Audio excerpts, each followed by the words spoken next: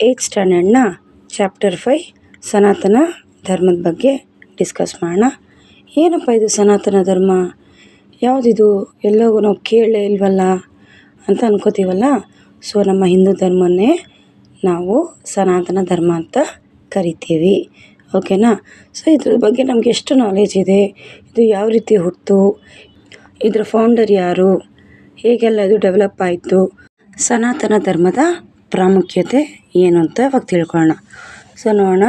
You would have heard this verse, ಓಂ ಸರ್ವೇ ಭವಂತು ಸುಖಿನಃ ಸರ್ವೇ ಸಂತು ನಿರ್ಮಾಯ ಸರ್ವೇ ಭದ್ರಾಣಿ ಪಶ್ಯಂತು ಮಾ ಕಶ್ಚಿತ್ ದುಃಖ ಭಗವತ್ ಓಂ ಶಾಂತಿ ಶಾಂತಿ ಶಾಂತಿ. ಸೊ ಏನಪ್ಪ ಇದು? ಇದೊಂದು ಶ್ಲೋಕ ಅಲ್ವಾ? ಸೊ ಈ ಶ್ಲೋಕದ ಅರ್ಥ ಏನು? ಓಕೆನಾ? May all be happy, may all B free from worries and diseases,